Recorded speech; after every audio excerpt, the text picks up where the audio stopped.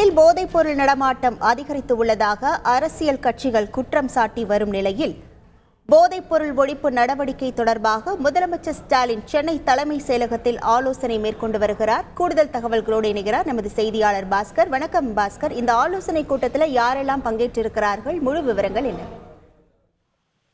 காவல்துறை உயர் அதிகாரிகளோடு தமிழக முதலமைச்சர் போதைப்பொருள் ஒழிப்பு தொடர்பாக ஆலோசனை மேற்கொண்டு வருகிறார். இந்த கூட்டம் என்பது முக்கியத்துவம் வாய்ந்த கூட்டமாக பார்க்கப்படுகிறது.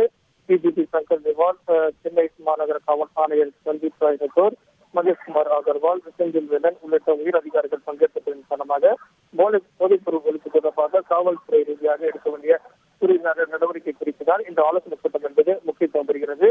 சில தினங்களுக்கு முன்பாக தலைமைச் செயலாளர் சுபாஷ் மீனா தலைமையில ஆலோசனை கூட்டம் என்பது நடைபெற்றது.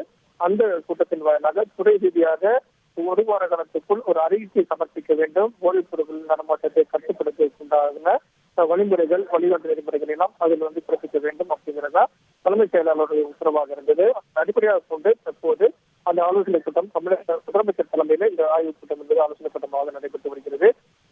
வாயிலாக பல்வேறு அதிரடி முடிவுகள் எடுக்கப்படும். அந்த வகையில போதைப்பொருள் குறித்தான விழிப்புணர்வு, அதே நேரத்தில் போதைப்பொருள் நடமாட்டத்தை முக்கியமாக ஒழிப்பது தொடர்பான முக்கிய முடிவுகள் இந்த கூட்டத்தின் வாயிலாக எடுக்கப்பட உள்ளது. உங்கள் முழு விவரங்களுக்கு நன்றி பாஸ்கர்.